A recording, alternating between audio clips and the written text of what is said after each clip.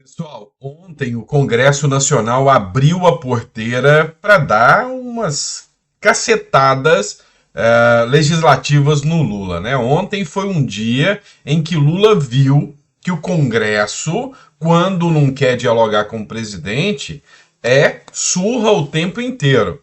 Ontem o Lula perdeu o veto que criminalizava fake news, perdeu o veto das saidinhas para agradar o pessoal aí dos presídios. Pois é, também teve uma outra, e dessa, uma demorada. Levou 2 anos, mas quem espera um dia alcança. Pois é. Lembra que lá atrás o Flávio Dino, enquanto ministro da Justiça do Lula, veio e travou uma guerra contra os CACs e contra os atiradores profissionais? Lembra disso? Pois é. A Câmara dos Deputados ontem já mandou um recado de que pauta petista não se cria mais no Congresso Nacional. Olha só, matéria da revista Ceará.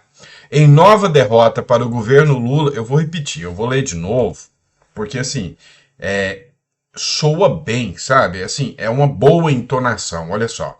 Em nova derrota para o governo Lula. De novo, derrota para o governo Lula.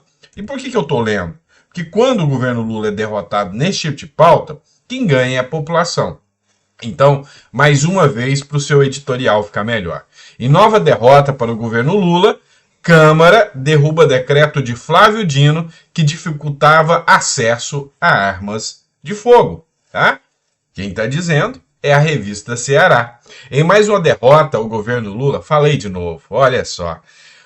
A Câmara dos Deputados aprovou nesta terça-feira um projeto que susta um decreto do então ministro da Justiça, Flávio Dino, que dificultava o registro e posse e comercialização de arma de fogo e munição.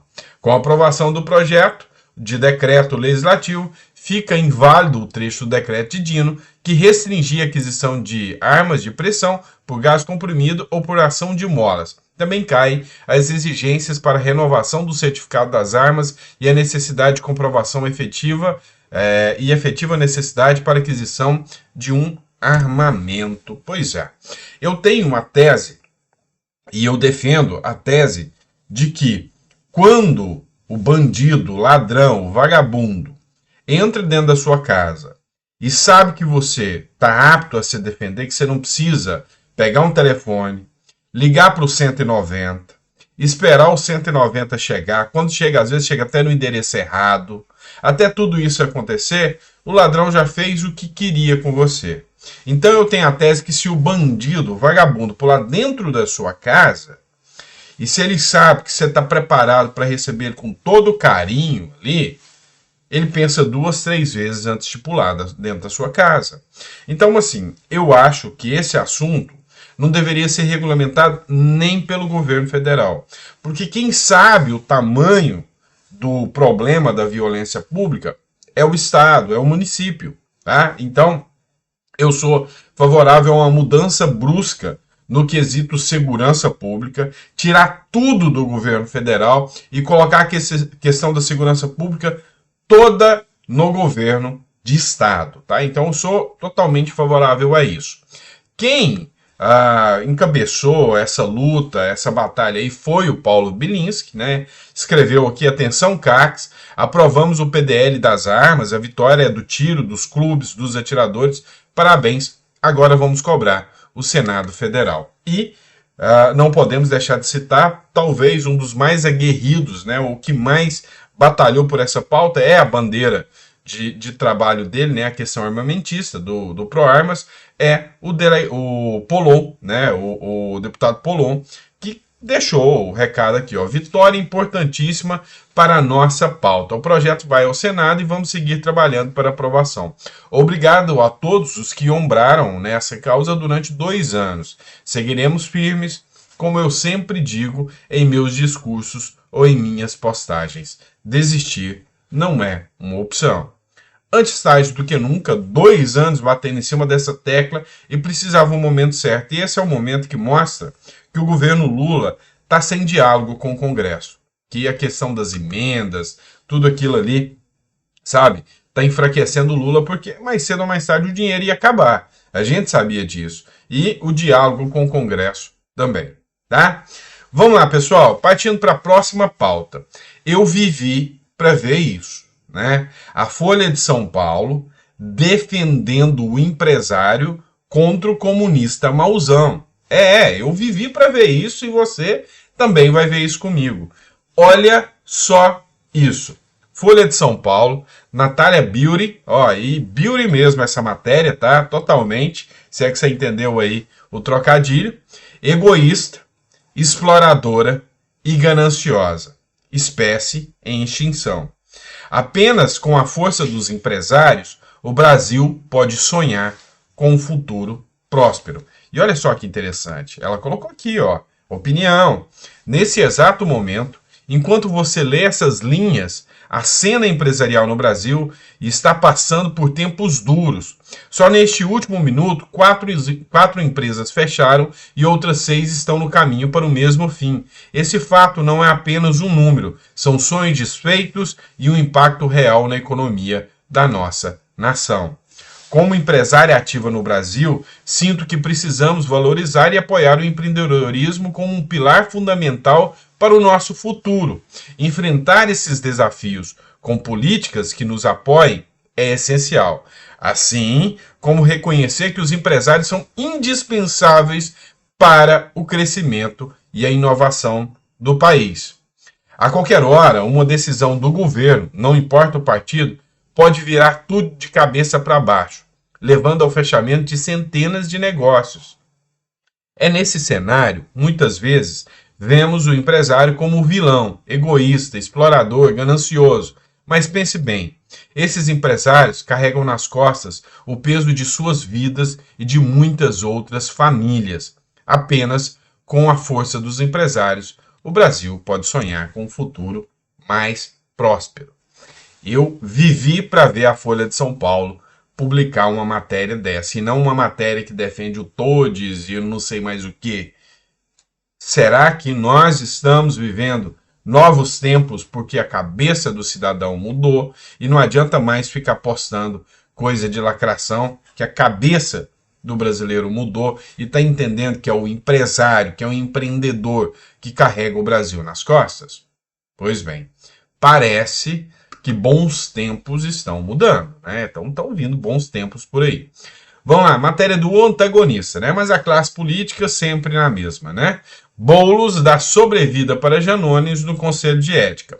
A pedido do deputado do PSOL, o Conselho de Ética adiou a votação do pedido de cassação de André Janones pela segunda vez, tá? Vamos lá, o Boulos, enquanto era para criticar a rachadinha do Flávio Bolsonaro, fazer críticas ali, era tigrão. Tá? Então é o cara que falava que era um atentado ao pudor, que toda a família Bolsonaro deveria ser caçada junto por causa de rachadinha de Flávio Bolsonaro. Pois é, esse mesmo Boulos criou uma firula jurídica para proteger o aliado, o André Janones.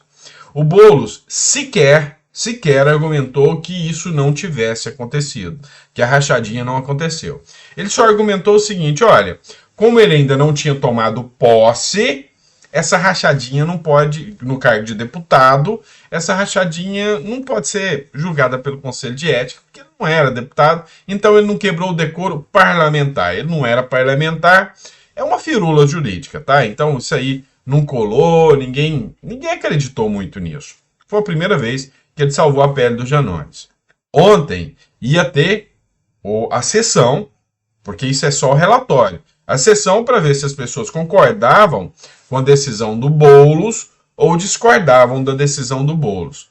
Correndo o risco de perder, o Boulos viu que podia ser que os deputados não quisessem chancelar essa narrativa do Boulos. Ele não foi, tá? Ele só ligou e falou, enrola aí porque deu um prego no pneu, atrasou aqui, o pneu do avião furou, eu não vou aparecer, tá? E aí ele deu uma sobrevida para o André Janones. Ele ganhou ali um tempo ali para o André Janones ter um respiro, ter uma tranquilidade ali a mais, continuar, né? E não enfrentar ainda o Conselho de Ética. Ele está enrolando, logo começam as campanhas municipais, dá uma suspensão no Congresso Nacional, recesso aí, e aí ganha uma sobrevida grande ao André Janones aí, né? Então, foi o que disse a matéria do Antagonista. Pessoal, vamos lá. É tenso o que eu vou falar para vocês aqui. Parece, assim, coisa de Nicarágua, de Cuba, de Venezuela, mas não é não. É Brasil mesmo. Vocês devem conhecer o Emílio Surita, né? O cara é bom, eu gosto do Emílio Surita, para mim um apresentador muito bom, eu gosto muito dos vídeos dele.